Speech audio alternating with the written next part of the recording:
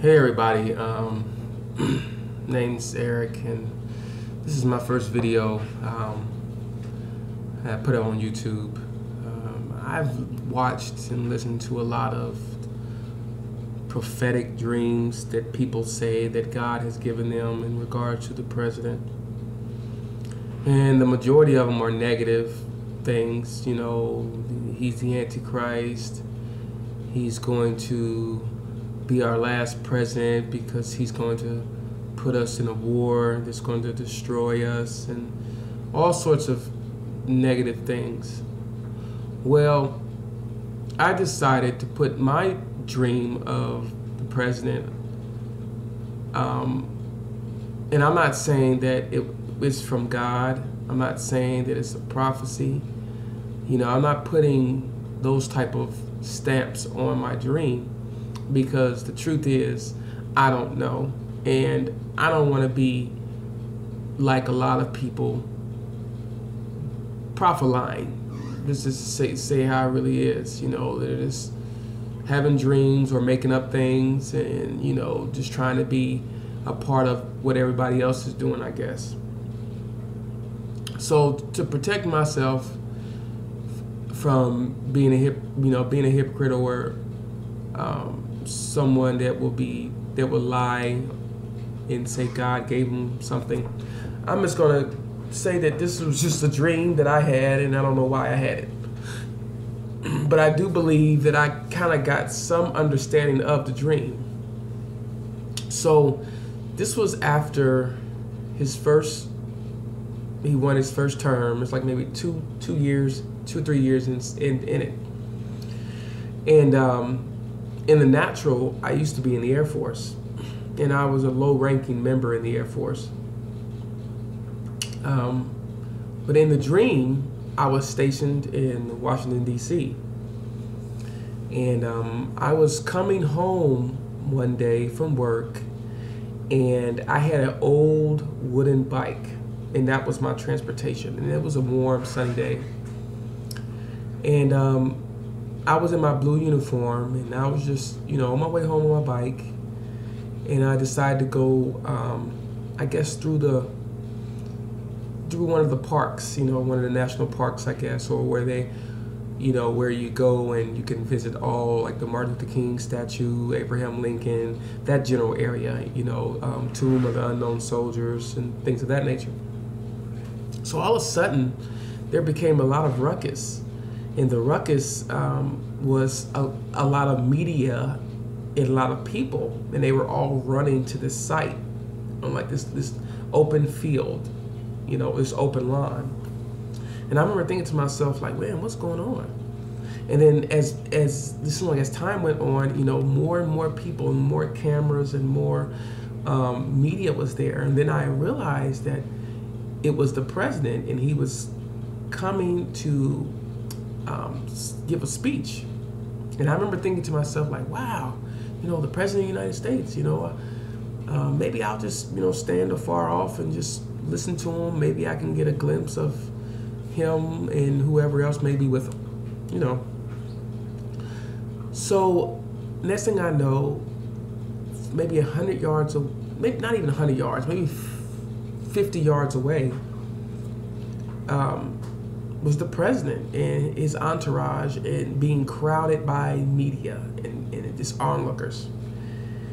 And then he stops and he turns around and he points to me. He says, "Hey, you." And of course, I was like, who's he talking to? You know, so I turned my head and I'm like, me? He says, "Yeah, you, come here."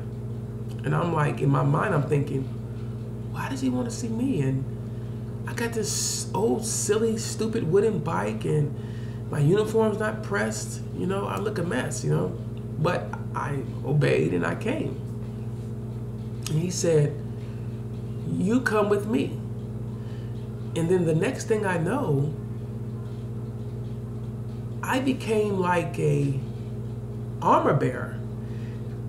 The media and people were pressing on him, and I was like, naturally just kind of stepped in and kind of protected him and told people to back up. And I had the strength to do this. and the authority in some ways. It was strange, but I was acting in this role.